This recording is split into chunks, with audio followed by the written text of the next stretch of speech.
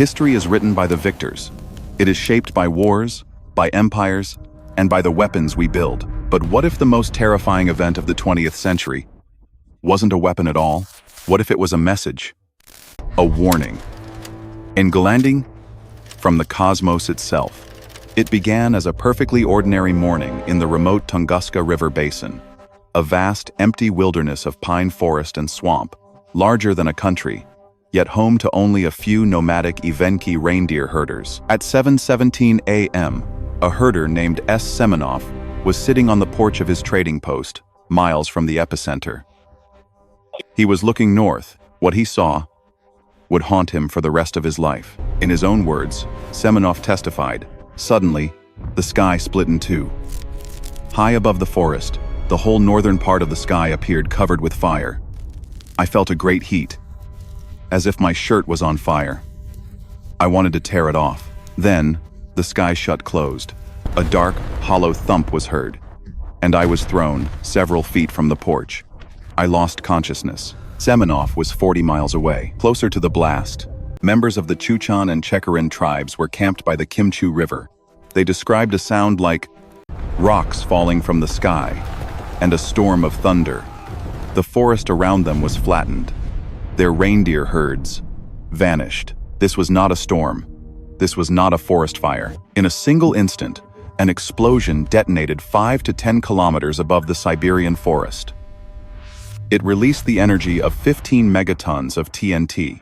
To understand the scale, that is 1,000 times more powerful than the atomic bomb that would later destroy Hiroshima. The blast flattened 80 million trees across more than 2,000 square kilometers. The heat was so intense, it was felt hundreds of miles away. But the event wasn't just local, it was global. For the next 3 nights, the skies over Europe and Asia glowed. People in London could read newspapers outside at midnight from the eerie, silver light. Atmospheric pressure gauges in Washington, D.C., and Britain registered a sudden, massive spike. Seismic stations across Eurasia recorded an earthquake. But there was no earthquake. The Earth had been punched. The world had just witnessed an apocalypse, a force of nature so extreme it defied comprehension. But the most terrifying part was not the explosion. It was the silence that followed. The region was so remote, so isolated, that the world simply forgot. It was dismissed as a meteorite, and the story faded. It would be almost 20 years before the first human expedition would brave the swamps and mosquito-infested wilderness to find the impact site. They were searching for a crater, a massive hole in the ground, the smoking gun of the object that had struck the Earth. What they found instead was something far more disturbing. The man who plunged into the mystery was Leonid Kulik, a Russian mineralogist. Kulik was convinced the object was a giant iron meteorite, and he was determined to find it. He believed its fragments would be worth a fortune and could kickstart the new Soviet economy. In 1927, 19 years after the event, Kulik finally reached ground zero. The journey had been an ordeal of ice, rivers, and impenetrable forest. But nothing could have prepared him for what he saw. He had come searching for a crater, a colossal hole, miles wide, blasted into the permafrost. There was nothing, no crater, no impact, no hole. In the epicenter, where the explosion should have been greatest, a forest of ghosts stood silent. The trees were dead, yes, but they were not flattened. They were standing, bolt upright, stripped of every branch, every leaf, every piece of bark. They looked like a grotesque forest of telegraph poles, scorched by a heat that had rained down from directly above. Kulik was baffled. As he and his team mapped the area, an even stranger pattern emerged. Surrounding this central dead zone, the 80 million fallen trees were not scattered randomly. They were knocked over in a gigantic, radial pattern. A butterfly shape, pointing away from the center. This was the evidence. The smoking gun Kulik was looking for. But it told a story he didn't understand. The damage wasn't from an impact. It was from a shockwave. The object, the Tunguska body, had not struck the Earth. It had exploded in the air. It died 5 to 10 kilometers above the ground, in a flash of unimaginable energy. It never made it. This discovery changed everything. It deepened the mystery from a where to a what. What kind of object could completely annihilate itself in mid-air, with the force of 1,000 atomic bombs, yet leave no fragments? No iron? No stone? Kulik spent the rest of his life searching. He led 3 more expeditions. He drained swamps, he dug pits, he sifted tons of mud, he found microscopic silica spheres, but no definitive piece of the object. He died in 1942, obsessed and defeated, the mystery unsolved. Kulik had spent his life searching for an impact. Instead, he found an enigma, an explosion powerful enough to level a modern city, yet it left no weapon, no debris, no body. This single fact, the airburst, shattered every simple assumption. It proved that the sky could, without warning, try to kill us, and it opened the door to theories that would stretch the very fabric of known science. For decades, science has tried to assemble the puzzle of Tunguska. The evidence is sparse. A blast pattern, scorched trees, and glowing skies. From these clues, 2 orthodox candidates emerged. Candidate 1, the asteroid. This is the leading theory. A stony asteroid, perhaps 50 to 100 meters wide, screaming into the atmosphere at over 30,000 miles per hour. It wasn't made of solid iron. It was a rubble pile. As it plunged deeper, the atmospheric pressure acting on it was unimaginable. The air in front of it compressed into a superheated plasma, hotter than the surface of the Sunday. The asteroid couldn't take the stress. It pancaked, shattered, and detonated. The resulting fireball and shockwave caused the devastation on the ground. It explains the airburst perfectly, but there's a problem. An asteroid explosion would have rained down thousands of tons of rocky fragments. Kulik found none. This leads to candidate 2, the comet. A comet is not a rock. It's a dirty snowball, a loose collection of ice, dust, and frozen gases. A small comet, or a fragment of a larger one like Encke's comet, would also detonate in mid-air. But unlike an asteroid, a comet would vaporize. It would leave behind almost no solid debris, just water vapor and dust. This theory beautifully explains the other great mystery. The glowing nights in Europe, the massive injection of ice particles and fine dust into the upper atmosphere would have scattered sunlight, creating the noctilucent clouds that lit up the midnight sky. An asteroid explains the blast. A comet explains the lack of debris and the glowing skies. For most of the 20th century, the debate raged between these 2 cosmic culprits. It was a hypothetical argument, a scientific ghost story, until 2013. On the 15th of February 2013, the skies over Chelyabinsk, Russia, split open. A 20-meter asteroid, a pebble by Tunguska's standards, exploded in an airburst 30 kilometers high. The flash was brighter than the Sunday. The shockwave injured 1,500 people, mostly from flying glass.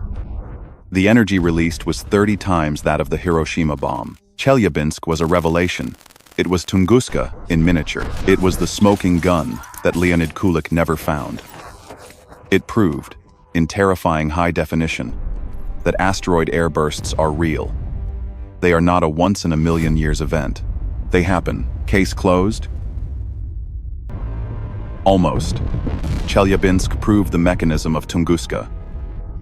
It made the asteroid theory the reigning champion. But for some, the scale of Tunguska, the sheer violence of it, still felt different. The Chelyabinsk object left fragments, thousands of them. The Tunguska object, 25 times more massive, left nothing. The lack of any definitive fragments, the strange magnetic anomalies at the site, the reports of bizarre weather, it left a void, a 0 point in the official record. And into that void, human ingenuity and human paranoia would rush to fill it with theories that went far beyond mere rocks and ice. When the safe answers don't perfectly fit the evidence, we must look to the extraordinary. Theory A, antimatter. In 1941, physicist Lincoln La Paz proposed a radical idea. What if the Tunguska object wasn't matter at all? What if it was antimatter? Antimatter is the evil twin of regular matter. When they touch, they don't just collide, they annihilate. They convert 100% of their mass into pure energy. An antimatter explosion would be incredibly clean. A fragment just a few kilograms wide would be enough. It would detonate on contact with our atmosphere, vaporizing itself and the air around it. It explains the blast, it explains the airburst, and it explains the total lack of debris. It's a perfect fit, except for one thing. Such an annihilation would have bathed the entire planet in a wave of gamma radiation, creating a radioactive signature in the soil and trees. No such signature has ever been found. This forced scientists to think even stranger. If it wasn't a rock, and it wasn't antimatter, what if it wasn't from our solar system at all? Theory B, the black hole. In 1973, physicists Albert Jackson and Michael Ryan proposed the most exotic theory of all. Tunguska was caused by a primordial black hole, not a giant one, but a microscopic one. A black hole with the mass of an asteroid, compressed to the size of a single atom. Such an object wouldn't explode on Earth. It would pass through it. It would have entered the atmosphere over Siberia, its immense gravity and speed creating a cylindrical shockwave. The Tunguska explosion. It would then have continued, completely unstoppable, through the entire planet mantle and core, exiting minutes later, somewhere in the North Atlantic. A cosmic bullet. It's a breathtaking idea, but it too has a problem. If it passed through the Earth, it should have created an exit wound a second. Similar seismic event on the other side of the globe. The seismographs of 1908. Antimatter from another dimension.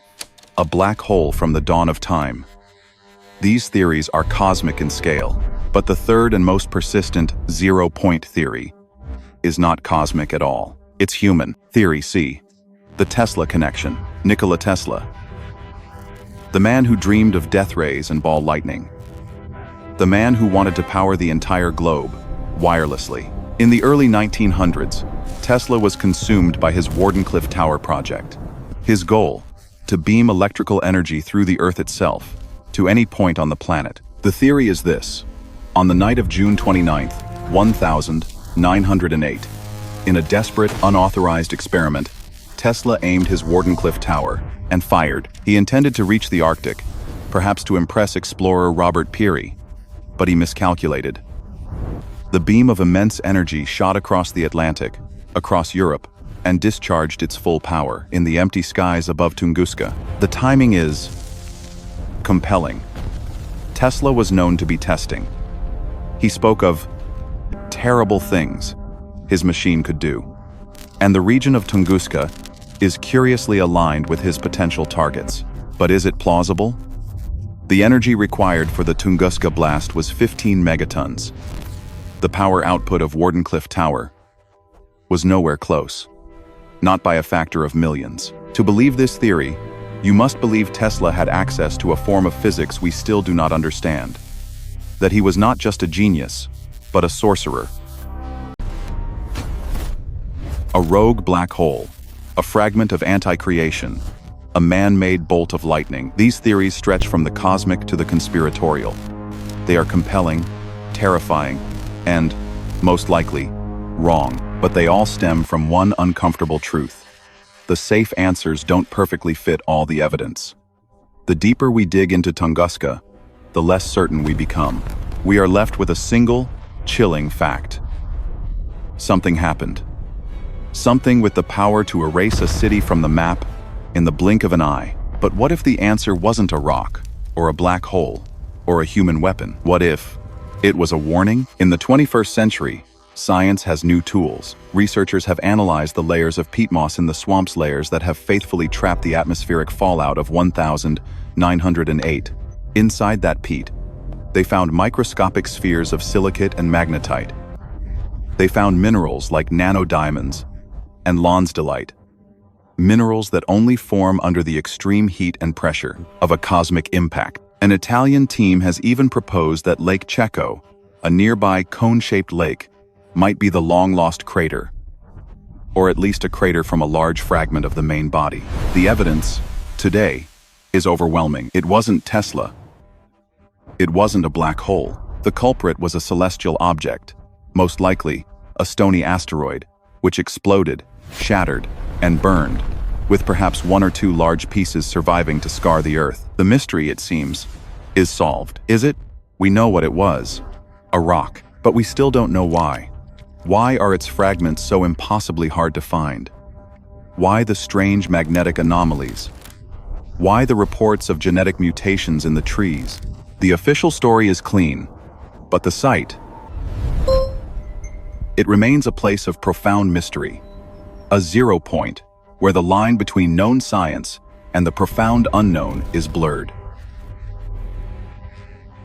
This is the very essence of zero-point lore. We search for the moments where the official story fractures and the unexplained bleeds through. We believe that our world is still profoundly mysterious and that the answers are never as simple as they seem. If you believe that our history is still hiding secrets, subscribe to our channel. Join this community.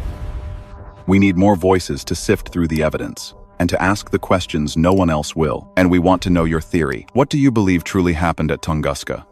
Was it a simple, terrifying asteroid? Do you believe Tesla was capable of something we cannot imagine? Or is the truth something else entirely? Let us know your definitive theory in the comments below. In the end, the Tunguska event is not a mystery about the past. It's a warning for the future. We have spent a century arguing over what it was. We have comforted ourselves with theories of rocks and comets and even mad scientists. But we have ignored the message. The message is that the universe is a far more violent and unpredictable place than we are comfortable admitting.